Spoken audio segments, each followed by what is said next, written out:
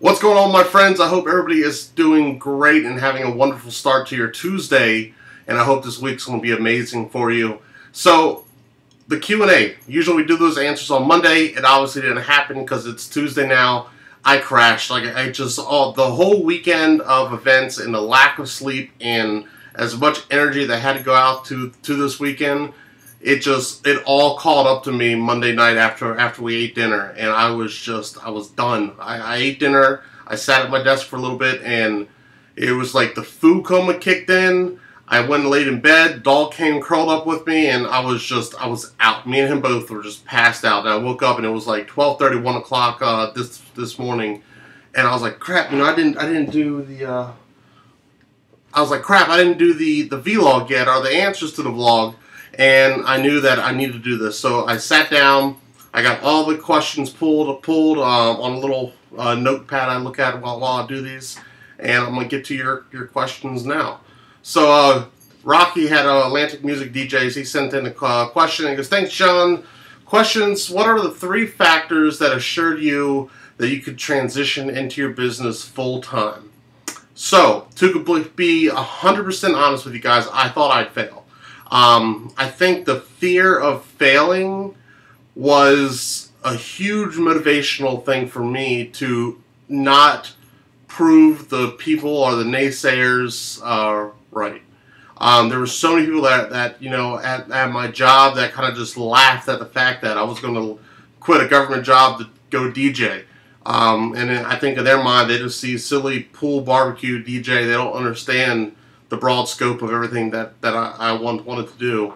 And my biggest fear was failing. And I think that fear drove me to just not fail. I would not accept failure.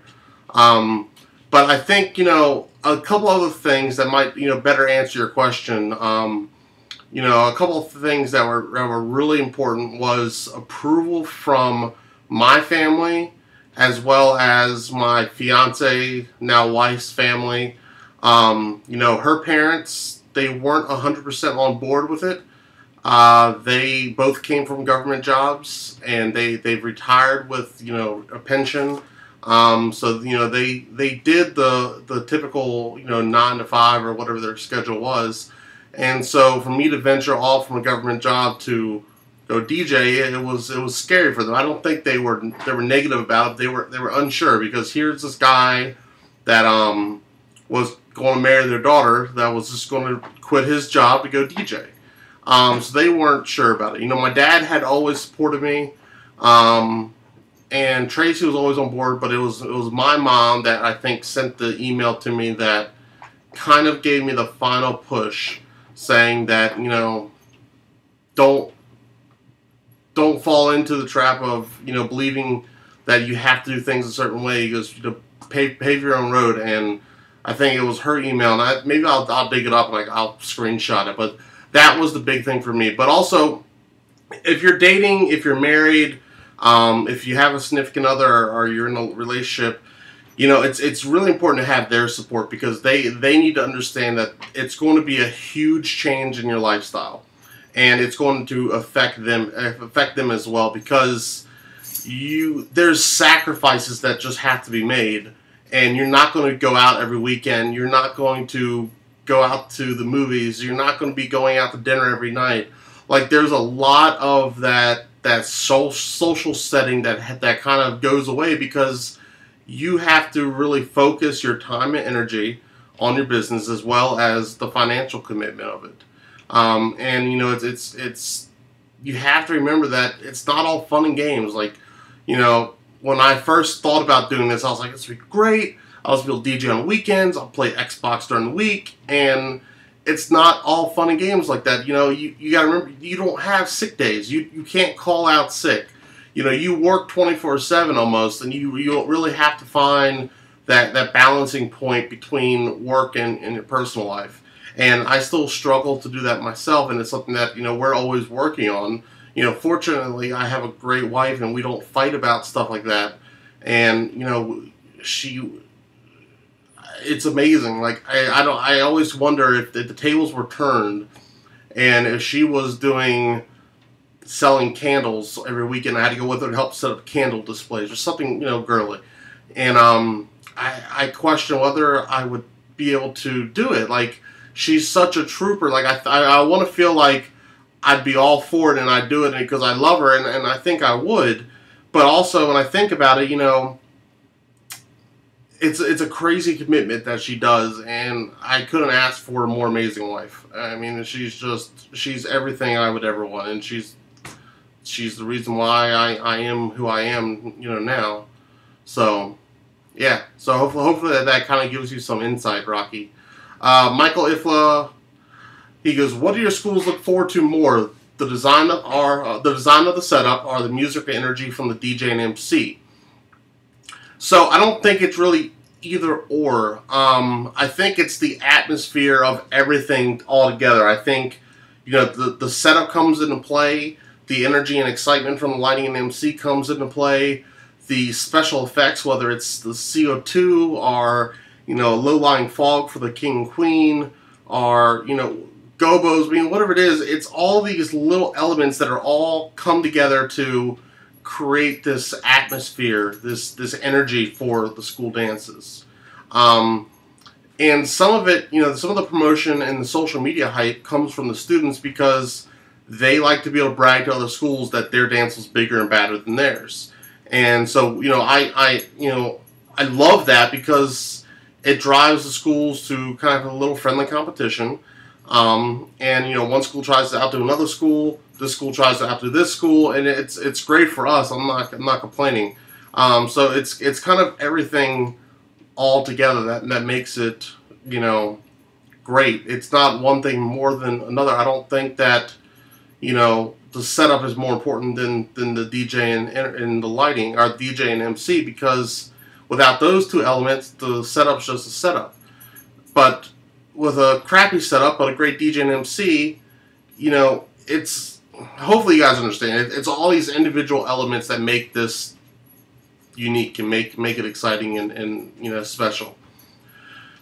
Rockstar DJ K Player, from watching your vlogs, it's obvious you have tens of thousands of dollars worth of equipment. Did you start small setup wise and just reinvest until you were satisfied with the amount of equipment you have? So we got lucky. We got lucky and we got a contract from an MMA company, which kind of boosted or jump-started our gear. So we went from a small company to having a tremendous amount of gear suddenly. And so we were kind of thrown into the mix with doing these bigger setups. And so a lot of it was learn as you go. And for stuff we weren't sure about, we'd hire on riggers, or we'd hire on people that had the experience that could teach us along the way. So, when we first started, I sold a setup to all the schools that I didn't own. And I knew that if I got this many schools, I could fund this much of a setup. And then if I set this much money aside from my weekly paycheck out of my government job, I'd be able to pay for the rest of this setup. And worst case scenario, if it all didn't work, I could just rent it and take a loss and never do it again. Because this was all an experiment for us to get into doing in schools. I was done DJing. I was never going to do this again. And we got sucked into doing one prom, which then led to us doing the first prom tour. And that's what kind of snowballed everything else. So we're always improving. We're always trying to stay current. So much of the lighting aspect of the industry changes. And our clients are always wanting to take it up a notch and improve from last year. So we're never satisfied, to answer your question. I'm always trying to continue to improve in all different areas, whether it's the visual aspect of it, whether it's the lighting, whether it's the trussing, whether it's some of the special effects like the CO2 or the confetti or the low-lying fog. I have so many things we're trying to do and improve our setups at once. So it's a constant reinvestment. We started off with 30 feet of truss. That was our initial setup. It was 30 feet of truss, 2 crank stands, 4 little baby American DJ moving heads, and 2 flurry washers, and 3 color strips, and 1 disco ball. That was our setup. We had mixed match subs. We had mixed match speakers. But we did what we needed to do to kind of test the waters and get out there, and it snowballed, and we're where we are today. Discotech.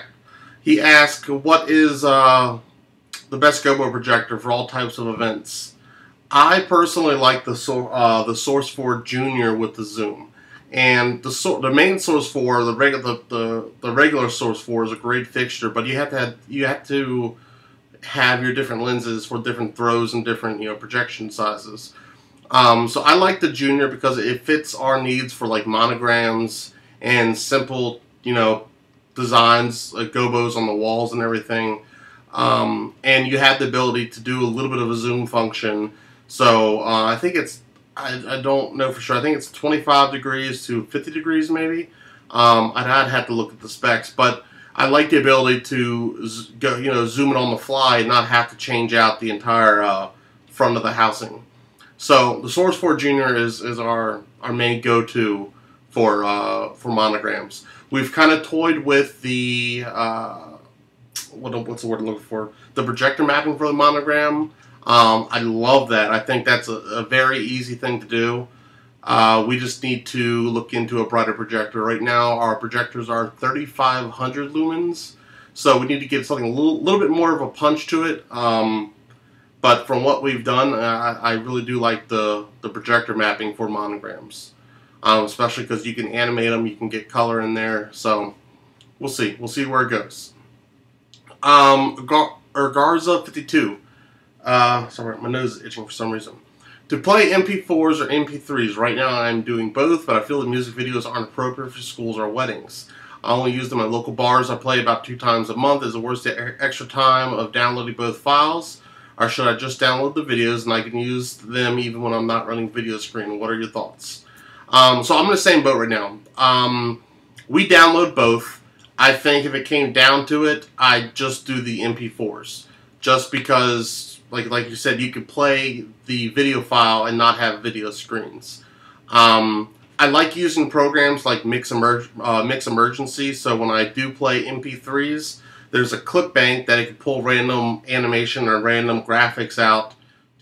I know Serato does that. I'm not sure about Virtual DJ, but I would think that the MP4 route is the better way to go. But again, the problem lies, I use a lot of edits, I use a lot of remixes, and sometimes those don't always have videos. So it's kind of a balancing game. But if you go the MP4 route, more than likely you're going to be running an external hard drive. I don't like running externals with Serato. I know they've increased it so you can have better luck with it. I just haven't tested it. I know previously when I was on Scratch Live, I would have a lot of issues with the library loading up.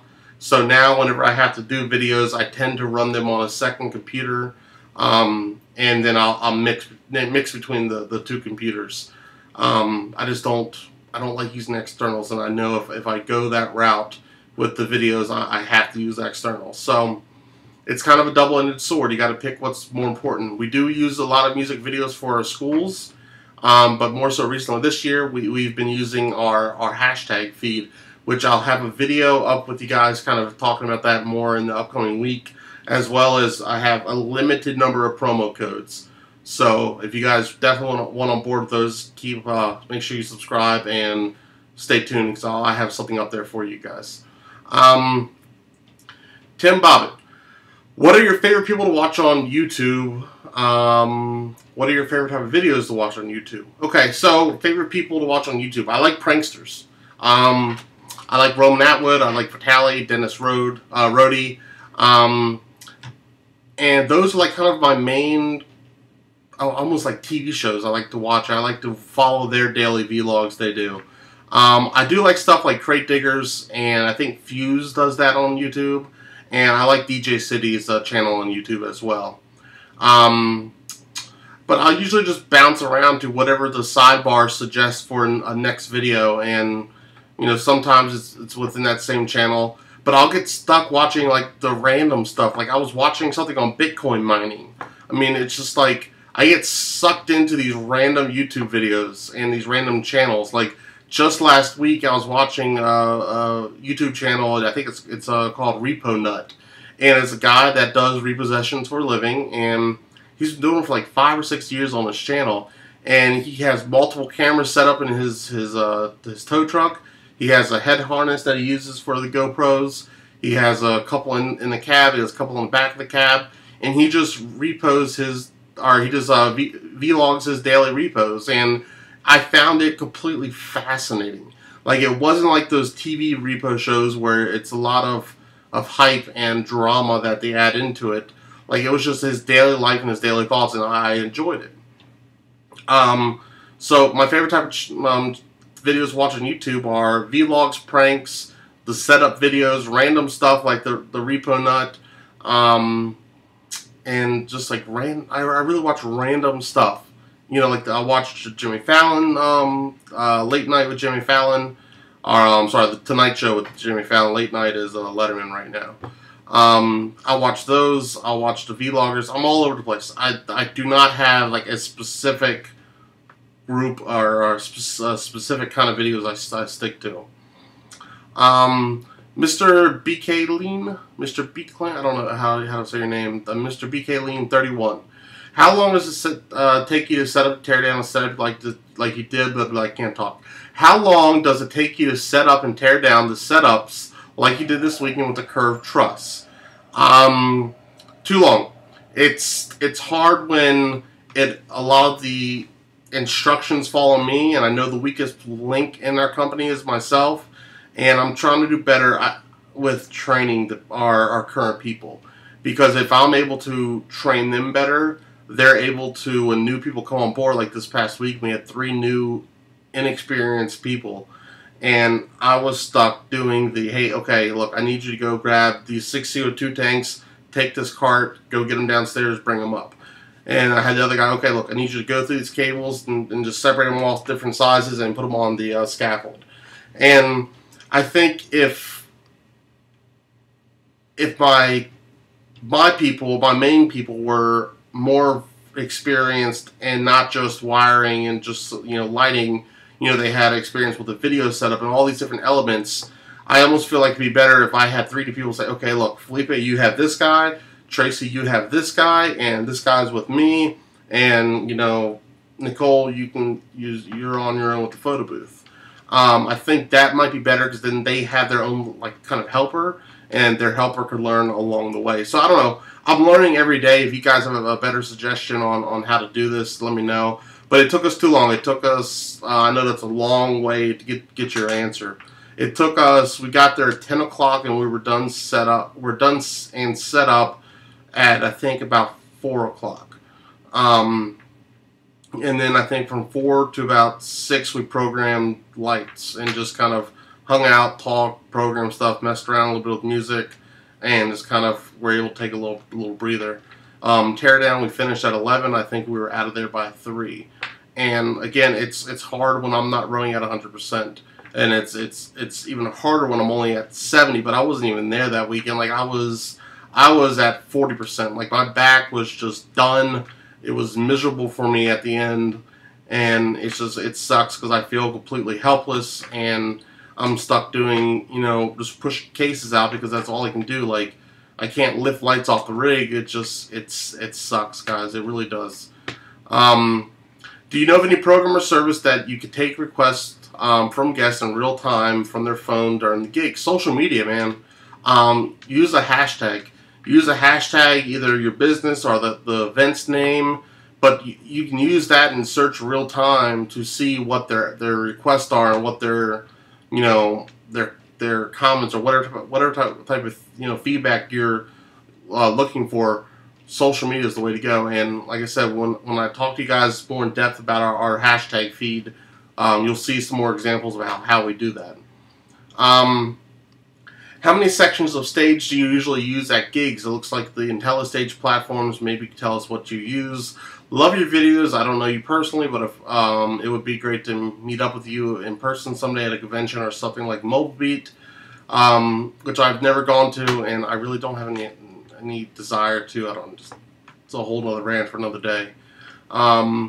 You always inspire me to do bigger and better things, and I'd like the chance to shake your hand and buy you a drink or something. Dude, buy me Red Bull all day long. I will set up a fan mail. There we go. We'll do fan mail. We'll do a fan mail. Do an Amazon, you know, wish list, and you guys can buy me stuff all day long. Be amazing. No, I'm just joking. It would be cool to get fan mail. Just even just letters would be kind of neat. Let me get back to your question. So the staging. We use IntelliStage. We have 12 panels of it, and they're 24-inch risers. We have the kits to double stack the risers, but usually we'll use all 12 panels. I like IntelliStage because each individual section is 4 feet by 4 feet. It weighs roughly like 40-some pounds. The legs, they're like an accordion, so they fold up and then they fold out. It's quick, it's easy, I like it, it's sturdy, it can hold a tremendous amount of weight for the way they distribute the weight with the legs. So I love IntelliStage, and plus it's modular, so you can easily add in different panels. They have different corner sections, different curve sections, so there's a lot you could do with it. Unfortunately, there's no one, I haven't found anyone locally that has it, so like this next weekend when we have the graduation, we always have to go down to Richmond to pick up additional staging. So that's kind of what we use for staging. Most proms, they have their staging in-house for us, so we don't have to mess with it. We have 1 or 2 proms a year that we have to use our own staging. Homecomings, you'll see more of our staging in use there because it's at the gymnasium. Some of the schools don't have staging, so we bring in our own. Other times, the school that does have staging, it's so wobbly and I just feel like it's going to collapse that we'll just do our own just to be safe. And lastly, there was a post by Christopher Burns. He was asking some questions, and I told him I'd pick out a couple of them and answer them. One of his questions he asked, how do you stay current with the latest tracks, and what's your preferred vendor for a pool? MP3 and MP4 sources. So again, I like DJ City, I like Crooklyn Clan, I like Club Killers is a huge one I love. DMS or Direct Music Servers are biggies. So those are like my main go-to. Extended Mix is a really good one as well. But Club Killers and Crooklyn are 2 of my biggies. So hopefully that answers your question. Using an MC, best ways and places to locate a great one. So we found Elixir from Donk from Club Cannon, and it was really just from networking. You can find great MCs, but they may not always work well with you and your company. Like we've had MCs that were great, but they just didn't work well with school dances, or we just didn't mesh. Like, you can't always just throw a new drummer in a band. You have to have some sort of rhythm or some sort of connection. If not, it just feels off, at least to me. So really, best way to find MCs is to just keep your eyes out. You can always train a guy if he finds one that's really energetic. Like Bubba used to MC some of our stuff, and he just kind of saw what we liked. He's listened, watched videos from DJ events with like Jazzy Jeff and shoot, what is his MC's name? Oh my god, I can't believe I can't think of it. Wow, I can't think of his MC's name. Skills, damn. So he'd watch a lot of the videos of Jazzy Jeff and Skills and just kind of see that rapport and see kind of the call and responses that he would do, and from there he would make it his own, and he did great for MCing some of our smaller school dances. And go out to other events, see what other clubs or other places are doing with host, and find a good host, find a host that has a lot of personality, and then from there you can sometimes you can sculpt them to fit what you're looking to do. But when you find an established MC like Elixir, there's really no sculpting. Like you can kind of give him some direction on what you're looking for, but really he does his own thing and it works. It's hard to explain, but it works. He goes, now that you have had the KLAs for a while, horizontal point sources are splays done right with mids, highs, horizontal control without comb filtering, stack are hung, or is it is the constant curvature, ... I can't see the rest of that question. I wish you could, you got to send me the rest of your questions. I can't see the rest of them, Chris. But I think you're asking whether we like the KLAs. I'm happy with the KLAs. I think they're great. If I were to do it again, I would probably look at a more line array style setup that we could easily continue adding boxes to, like the RCFs or even like the T4 or T6.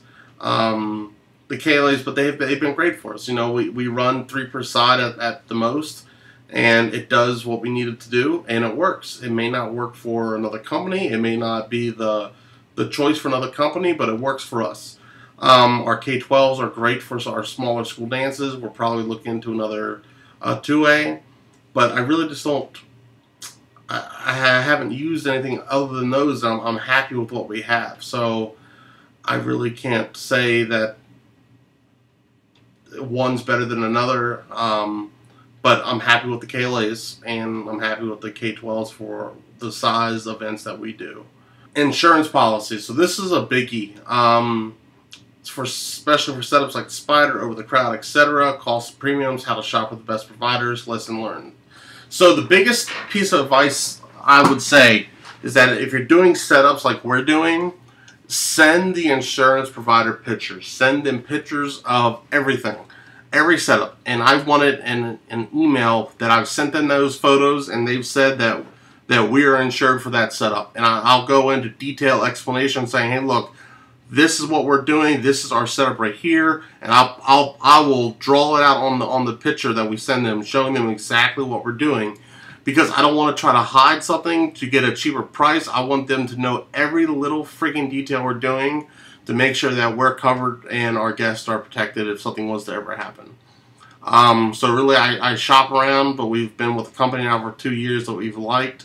We used to have the company through the discount we would get with, what is that website? This is one of the websites that a lot of DJs sign up for because you get an insurance discount with. But they wouldn't cover us anymore for the rigging or the staging. So we had to leave them. We were really happy with them. They've been great for us. And, you know, fortunately, you know, knock on wood, we've never had to use our insurance, and I hope that we never do. I'd rather just continue writing that check and never have to use it. But I think the biggest lesson learned is to make sure you're covered for what you're doing. Send in the photos. There's a lot of guys out there that get the basic DJ insurance, and they start doing a bunch of stuff, and they think they're covered, and they're not. And it pisses me off because, you know, we pay a good amount of money to make sure we're insured yearly. And it's part of that thing with cutting corners. You know, don't try to save a buck, because it's going to come back and haunt you at some point, or your insurance company's going to drop you when they find out that you're doing more than you're supposed to be doing. So yeah, hopefully that answers some of your questions there. So that is the Q&A for this Monday. Thank you guys for all your questions. Stay tuned for the vlogs this week, because I'm going to try to do the social media vlog on the the hashtag feed. And we have a limited number of promo codes, so I don't want to throw them out there for anyone to use. If you guys are really interested in doing it, we'll give you guys a promo code. So a lot of things happening. I can't wait to share with you some just this past weekend. So I'm going to go ahead and go to bed. Thank you guys for being a part of this with me, and I will talk to you guys in the next clip. Until then, remember, there's no dream that's too big to chase. Take care, guys.